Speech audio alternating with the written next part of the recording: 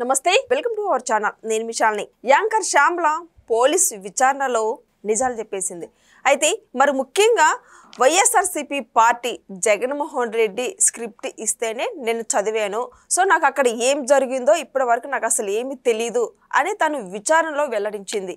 అయితే దీని మీద పూర్తిగా విశ్లేషించడానికి మనతో పాటు స్టూడియోలో ఉన్నారు సీనియర్ జర్నలిస్ట్ డాక్టర్ భరతరెడ్డి గారు ఉన్నారు. వారిని అడిగి తెలుసుకునే ప్రయత్నం చేద్దాం. నమస్కారం సార్. నమస్తే సార్. అసలు యాంకర్ శ్యామ్లాక్ అనేది ఎక్కడ ఏం జరుగుతుందో ఇప్పటి వరకు ఏమీ తెలియదని తను విచారణలో తెలిపింది. అయితే పార్టీ తరపున జగన్మోహన్ రెడ్డి స్క్రిప్ట్ ఇస్తేనే నేను చదివాను అన్న తను వ్యాఖ్యలు చేస్తుంది. అసలు నిజంగా దీన్ని ఏ విధంగా చూడాలి సార్? నేను యాంకర్ కదా, స్క్రిప్ట్ ఇస్తేనే చదువుతుంది. మామూలుగా యాంకర్స్ అందరు ఏం చేస్తుంటారు, ఎవరో రాసిచ్చిన స్క్రిప్ట్ చదువుతుంటారు. అదే స్క్రిప్ట్ ఇక్కడ కూడా చదివింది. తను ఒక పొలిటికల్ లీడర్ కాదు, స్క్రిప్ట్ మాత్రమే చదువుతానని చెప్పింది. అంటే తను యాంకరింగ్ చేస్తున్నప్పుడు ఏ విధంగా చేస్తుంటుంది, స్క్రిప్ట్ ఇస్తారు, ఆ స్క్రిప్ట్ చేస్తే దాని ద్వారా తను పేమెంట్ తీసుకుంటుంది. ఇక్కడ కూడా సేమ్ పార్టీలో కూడా ఆ విధంగానే స్క్రిప్ట్ ఇచ్చారు, చదివారు, నేను చదివాను, నాకు ఇవ్వాల్సిన పేమెంట్ వాళ్ళు ఇచ్చారు అనేది తేటతెల్లం చేసింది. అంటే నేను ఒక పార్టీ నాయకురాలిని కాదు, నేను ఒక అధికార ప్రతినిధి కాదు, నాకు ఆ పార్టీతో సంబంధం లేదు, ఆ పార్టీ సిద్ధాంతాలు నాకు తెలియదు, కేవలం స్క్రిప్టును మాత్రం చూస్తూ చదివాను యాజ్ ఏ యాంకర్గా. యాంకర్స్ ఏం చేస్తారు, ఏది ఇస్తే అది చదువుతారు కదా, కాబట్టి అదే చేసిందని చెప్పి పోలీసుల ముందు ఒప్పుకోవడం జరిగింది. గతంలో కూడా మనం చూసుకున్నట్టయితే పోసాని అది మురళి కూడా అతను కూడా చెప్పింది ఏంది, నాకేం తెలియదు, మొత్తం వైసీపీ వాళ్ళు ఏం చెప్తే అది చెప్పానని చెప్పడం. అంటే ఒక్కొక్కరుగా ఇప్పుడు బయటపడుతున్నారు. అంటే మాకేమీ తెలియదు, వాళ్ళు ఏం చెప్తే అది చేస్తున్నామని చెప్పి మొదటి నుంచి కూడా మనం చూస్తున్నట్టయితే గమనించినట్టయితే వైసీపీ పార్టీ ఆఫీస్ నుంచో లేకపోతే సాక్షి ఆఫీస్ నుంచో స్క్రిప్ట్లు వస్తాయి. ఈవెన్ దో డిస్కషన్ టైంలో కూడా వాళ్ళు తీసుకొచ్చే గెస్ట్లు ఏ విధంగా ఉన్నారంటే వాళ్ళ స్క్రిప్ట్కు అనుగుణంగానే వాళ్ళు చర్చలు చేస్తున్న సందర్భంగా అంటే మహిళలను అవమానించడం, ఇలాంటి కార్యక్రమాలని మనం చూడొచ్చు.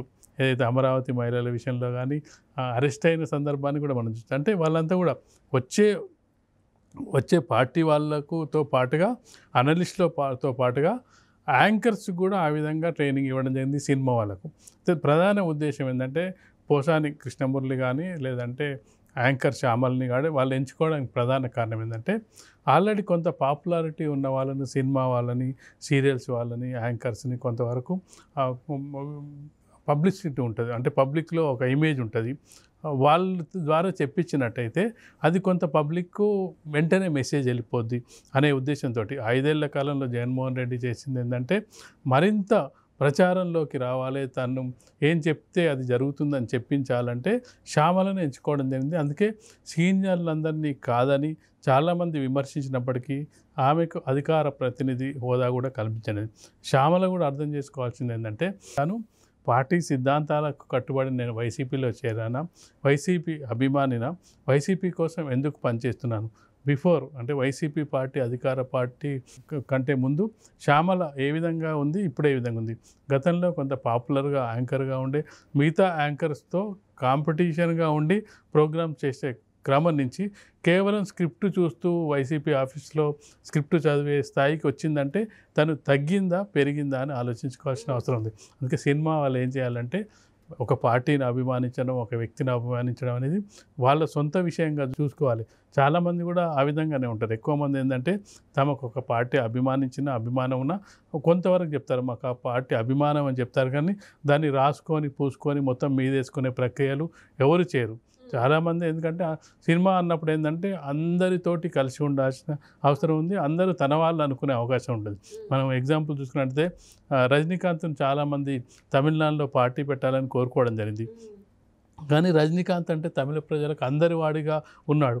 ఒక పార్టీ పెట్టినట్టయితే కొందరి వాడిగా అయిపోతాడనే ఉద్దేశంతో తను పార్టీ పెట్టే ప్రక్రియనే మానుకోవడం జరిగింది. ఎందుకు మానుకోవడం జరిగిందంటే ఈ అభిమానం ఇట్లనే ఉంచుకోవాలని చెప్పి. చిరంజీవి కూడా పార్టీ పెట్టినప్పటికీ కొందరు వాడు అయిపోతానని చెప్పి పార్టీని క్లోజ్ చేసుకొని మళ్ళీ సినిమాల్లో తను ఇప్పుడు అందరి అభిమానాన్ని పొందగలుగుతున్నాడు. అంటే ఇట్లా రాజకీయాలకు దూరంగా ఉండి, కాంట్రవర్సీకి దూరంగా ఉండి ఇలాంటి ప్రక్రియలో ఉన్న వాళ్ళందరూ కూడా గౌరవం పొందుతుంటారు. కానీ శ్యామల లాంటి వ్యక్తి అసలు విపరీతంగా అసలు అంటే ప్రత్యర్థుల్ని చీల్చి చెండాడడం, అంటే రోజాతో పోటీపడి రోజా కంటే నేనే ఎక్కువగా విమర్శిస్తున్నానని చెప్పడం, ఇదంతా మళ్ళీ చూస్తే తన సొంత నాలెడ్జ్ అంటే కాదు, స్క్రిప్ట్ రాసిచ్చిన దాని ప్రకారం చేస్తూ. రోజా అంటే అంత గతంలో తెలుగుదేశం పార్టీలో పనిచేసింది, మళ్ళీ వైసీపీలో పనిచేసింది, కొంత రాజకీయ అనుభవం ఉంది. సరే తను అగ్రెసివ్గా ఉంది పాలిటిక్స్లో. సరే ఎన్ని విమర్శలు ఉన్నప్పటికీ పాలిటిక్స్లో అయితే కొనసాగుతుంది, పాలిటిక్స్ ఉంది కాబట్టి కొంత వివాదాస్పద వ్యాఖ్యలు చేసినప్పటికీ రాజకీయాల్లో ఉంది, సినిమాల్లో తక్కువగా ఉంది. అంటే ఒకసారి సినిమాలో వదిలేసిన తర్వాత రాజకీయాల వైపే ఉంది కాబట్టి అది వేరు.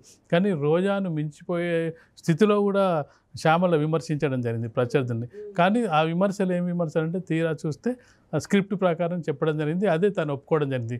కాబట్టి ఇప్పటికైనా ఎవరైనా ఈ యాంకర్స్ కానీ ఇట్లాంటి సినిమా వాళ్ళు కానీ వాళ్ళ పొజిషన్ చూసుకొని వివరించాల్సిన అవసరం ఉంటుంది. కానీ ఓన్లీ పెయిడ్ బ్యాచ్ వాళ్ళు డబ్బులు ఇస్తున్నారని చెప్పి వెళ్ళడం ద్వారా శ్యామల ఎదుర్కొనే కష్టాలే మిగతా వాళ్ళు కూడా ఎదుర్కొనే అవకాశం అయితే మనకు కనిపిస్తుంది. మరి ఇప్పుడు మళ్ళా ఆ వైసీపీ పార్టీలోకి వెళ్ళి మళ్ళీ మాట్లాడే అవకాశం ఏమైనా ఉందంటారా? ఇప్పుడు పోలీసు అధికారులు ఏం చెప్పారంటారా? ఏం చెప్తారు సార్? ఖచ్చితంగా ఇప్పుడు ఏమంటారంటే ఇప్పుడు యాంకరింగ్ దూరమై ఈ వ్యాఖ్యల ద్వారా పార్టీకి దూరం అయితే ఖచ్చితంగా రెండింటికి కాకుండా పోయే ఆస్కారం ఉంటుంది. అందుకే దాంట్లో ఉన్న వాళ్ళు కాస్త జాగ్రత్తగా ఉండాల్సిన అవసరం ఉంది. ఇప్పుడు శ్యామల ఎందుకు చెప్పాల్సి వచ్చింది? తన మీద ఎక్కడ కేసులు అవుతాయో ఆ కేసుల్ని తప్పించుకోవడానికి, తనను తాను రక్షించుకోవడానికి చేసింది ఏంటంటే వాళ్ళు ఇచ్చిన స్క్రిప్ట్ని చదివాను, నాకేం సంబంధం లేదని చెప్పే ప్రయత్నం చేసింది. దానివల్ల ఏమైంది? ఇటు యాంకరింగ్ అవకాశాలు పోయినాయి, ఇటు పార్టీలో నమ్మే పరిస్థితి లేదు. ఇంకా నెక్స్ట్ ఏంది తనది అనేది కూడా ఇక్కడ చర్చనీయాంశం అయ్యే అవకాశం ఉంటుంది. కాబట్టి ఖచ్చితంగా కూడా ఆ పార్టీ వాళ్ళు ఏదో దగ్గర రానియాడు. మేము స్క్రిప్ట్ అని చెప్పి ఇదొకటే కాదు కదా, దీని ద్వారా అసలు శ్యామల చెప్పింది శ్యామలకే వర్తిస్తుందా, మిగతా ఎంతమందికి వర్తిస్తుందా అని ఇప్పుడు చర్చ. గతంలో పోసాని చెప్పినప్పుడే చాలామంది ఇదంతా కూడా వైసీపీ తయారు చేస్తున్న స్క్రిప్ట్ అని బహిర్గతమైంది. ఇప్పుడు దీని ద్వారా పూర్తిగా వైసీపీ నాయకులు మాట్లాడేదంతా కూడా ఒక శ్యామల యాంకరే కాదు, మిగతా అందరికి కూడా చుట్టుకునే అవకాశం ఉంది.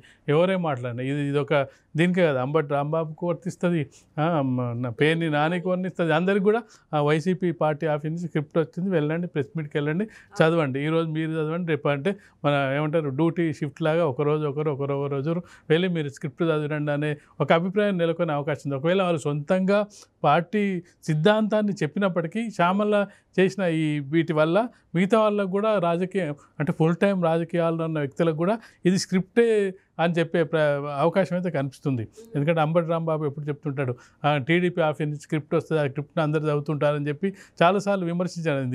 ఇప్పుడు ఏమైంది? తన విమర్శ తనకే వచ్చింది. తన పార్టీకి చెందిన వ్యక్తే మేము చెప్తున్నదంటే కూడా స్క్రిప్ట్ ప్రకారం మాకు రాసిచ్చిన స్క్రిప్ట్ను మేము చదువుతున్నామని చెప్పి శ్యామల చెప్పడం ద్వారా అది మిగతా వాళ్ళకు కూడా అందరికీ వర్తించే అవకాశం అయితే మనకు కనిపిస్తుంది. సార్ గతంలో కూడా సాక్షి మీడియాలో కూడా ప్రతి ఒక్కరు చెప్పేది కూడా అదే, ఇప్పుడు సాక్షి మీడియాలో చేసేది కూడా అదే, స్క్రిప్ట్ ఇస్తేనే మేము చదువుతున్న యాంకర్స్ కొంతమంది. ఇప్పుడు ఇంతకుముందు జరిగిన వాటిని అన్నిటి చూసుకున్నా కూడా సోషల్ మీడియాలో ఫేక్ ప్రచారాలు చేయటం, వీడియోలు పెట్టడం, సాక్షి మీడియాలో ముఖ్యంగా చేయటం ఇలా జరుగుతూ వస్తుంది. అయితే మొత్తానికి చూసుకుని ఇప్పుడు యాంకర్ శ్యామల పరిస్థితి ఏంటి సార్? ఇక యాంకర్ శ్యామల పరిస్థితి ఇప్పుడు తనను తాను రక్షించుకోవడానికి చెప్పిన ప్రయత్నంగా చూడొచ్చు. కానీ తను ఏదైతే ఒక రంగాన్ని ఎంచుకుందో ఆ రంగాన్ని పూర్తిగా వైదొలిగినట్టుగా కనిపిస్తుంది. ఆ రంగంలో లేదు ఇప్పుడు. మనం చాలా సందర్భాల్లో ఇటీవల కాలంలో గత 2-3 ఏళ్ళని చూసుకున్నట్టయితే తను ఎక్కువగా యాంకరింగ్ చేస్తున్న సందర్భాన్ని కూడా లేదు.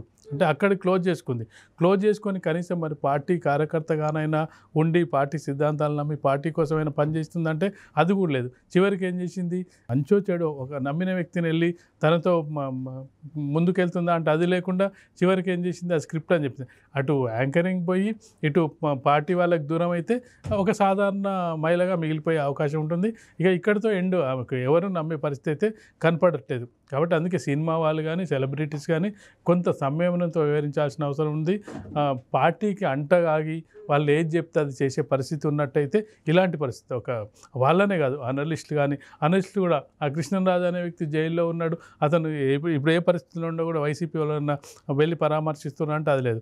అతనితో స్క్రిప్ట్ ద్వారా మహిళలను తిట్టించే కార్యక్రమం చేయడం జరిగింది. అతను జైలుకి వెళ్ళడం జరిగింది. మరి జైల్లో ఉన్నాడా బయట ఉన్నాడా ఎవరికి తెలియదు. అతను మళ్ళీ ఇంకొకసారి సాక్షి వాళ్ళు ఎప్పుడు పిలిచే ప్రయత్నం చేయదు. అతనికి ఏదో అంతకుముందు ఒక అనలిస్ట్గా ఉన్న పేరును దాన్ని కూడా తుచ్చివేయడం జరిగింది. కాబట్టి సేమ్ శ్యామల పరిస్థితి కూడా ఆ విధంగానే తయారైందని మనం చెప్పొచ్చు. Thank you sir.